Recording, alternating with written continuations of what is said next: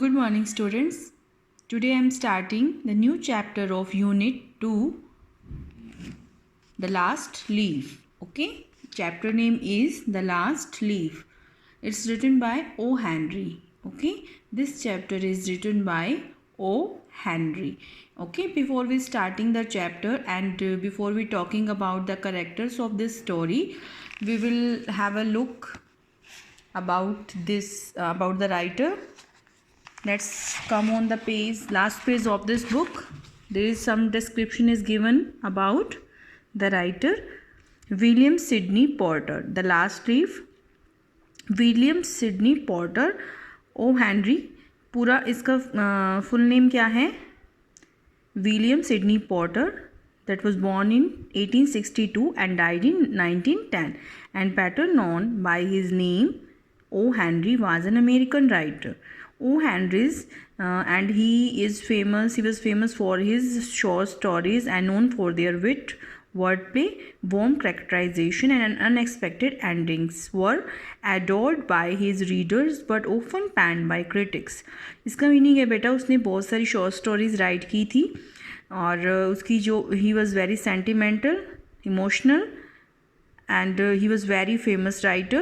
And the early 20th century many take place in New York City and usually deal with ordinary people such as clerks, policeman and waitress. उसकी जो story में main characters जो थे वो क्या थे? They were common people, जैसे policeman, waitress, clerks, they were common people. Okay, so let's read. Okay, the last leaf. There are three main characters in this story: Johnsy, Sue and Bearman. Okay, Johnsy and Sue are friends. Johnsy is a patient of pneumonia. She was suffering from pneumonia, and Sue her friend. Johnsy की friend थी Sue. Okay, and Johnsy and Sue both were artists and both were young girls. And Johnsy was suffering from pneumonia. Okay, and Bearman इसमें जो है old artist हैं. Okay, the neighbor of Johnsy. Okay, so let's start the chapter. In Greenwich Village,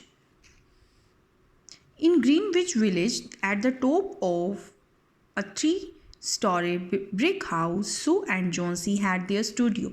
Greenwich Village, they lived in Greenwich Village. Both Johnsy and Sue lived in Greenwich Village at the top of three-story brick house. Means three floor की जो building थी उसमें रहती थी वो. Sue and Johnsy had their studio and they run a studio. उनका एक studio था. both were artists and they had met an 8th Street Delmonico's and found their taste in art so congenial and that the joint studio resulted. Okay, Sue और Johnsy मतलब जो where they met, it is the address. And 8th Street Delmonico's, that is the address. They had met, both had met, जो मतलब दोनों जो friends जहाँ पर मिले थे उसका एड्रेस दिया गया है यहाँ पर. And found their taste in art so congenial, मतलब इसमें बताया गया है कि जो उनमें कॉमन बात थी. One common thing they had, that both were artists and both wanted to run a studio.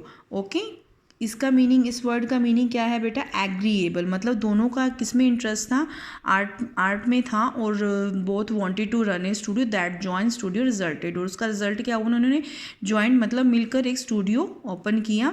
That was in may. In November A cold unseen stranger, इसमें ऑथर ने जो बताया है कि कोल्ड अनसीन स्ट्रेंजर को किसके बारे में बताया है? एक पैंडेमिक उस टाइम पर आई थी जिसका नाम था निमोनिया. एक डिसीज़ जहाँ पर वहाँ पर स्टार्ट हो गई थी, उसका नाम था निमोनिया. वूम डॉक्टर्स कॉल्ड निमोनिया, जिसको डॉक्टर्स ने निमोनिया का नाम दिया है. उसमें ऑथर ने इसकी कंपेयर किससे किया है? एक अनसीन स्ट्रेंजर से कंपेयर किया है. Talked about the colony in touching one here and there with his icy fingers, smiting his victims. Okay, so this story starts in Greenwich Village, where the new pandemic has started inflicting upon people and making people suffer. जो एक उस time एक pandemic start हुई थी जिसने मतलब people को affect करना स्टार्ट कर दिया था. Just like nowadays we can relate with the present day conditions with corona virus. जैसे कि इन दिनों में कोरोना वायरस ने क्या कर दिया है, corona virus started affected the lifes of people all around the world.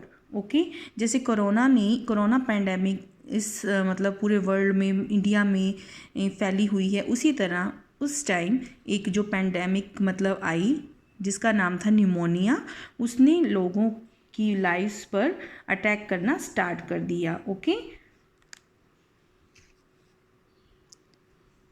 Talked about colony in touching one here and there means talked का मीनिंग यहाँ पर बेटा है, यहाँ पर हंटेड मतलब अटैक करना स्टार्ट कर दिया कॉलोनी पर. In touching one here and there का मीनिंग है infecting people, started infecting people with his icy fingers, smiting his victim. Smiting का मीनिंग क्या होता है बेटा? स्ट्राइकिंग समवन फोर्सफुली मतलब फोर्सफुली मतलब जैसे ही पैंडेमिक जब स्टार्ट हो गई उस विलेज में, तो इसने सब पीपल पर अटैक करना स्टार्ट कर दिया. It started affecting the lives of people. Okay, by scores, काफ़ी नंबर्स में मतलब लोगों को विक्टिम्स बना रही थी. एंड जॉन्सी ही स्मॉट मतलब इसके बाद इसने किस पर अटैक किया? जॉन्सी पर अटैक किया.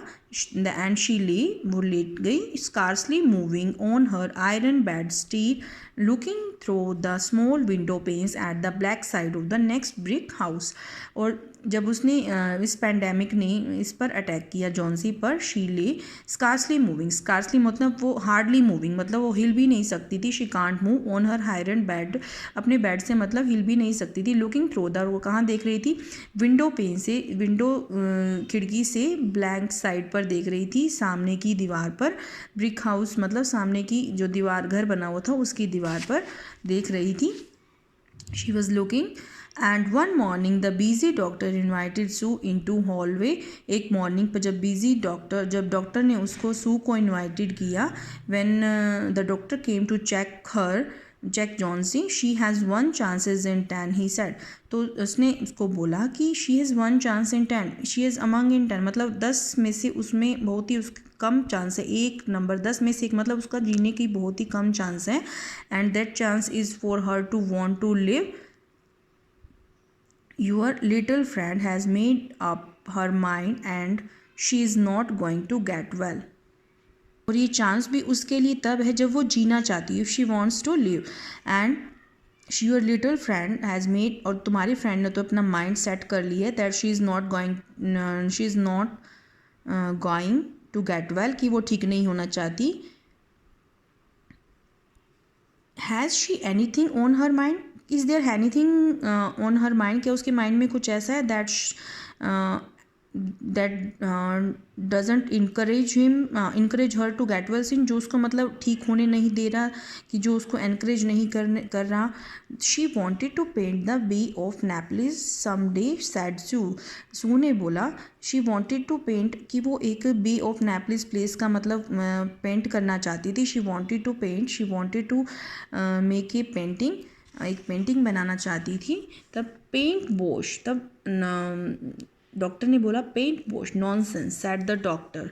वॉश का मीनिंग क्या है यहाँ पर? Nonsense. I will do all that science through my efforts can accomplish, but when my patient begins to count and carriage in her funeral procession, I subtract my 50% from the creative power of medicine.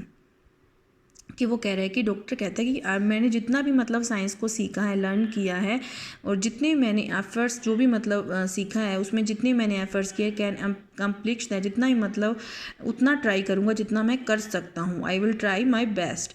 But when my patient begins to count, but वो कह रहा है कि जब मेरा patients है वो count करना स्टार्ट कर दे, जब वो मतलब अपने दिन गिनना स्टार्ट कर दे, ऐसी थिंकिंग करना स्टार्ट कर दे इन हर फ्यूनरल प्रोसेशन, कि वो अपने मरने के बारे में सोचे.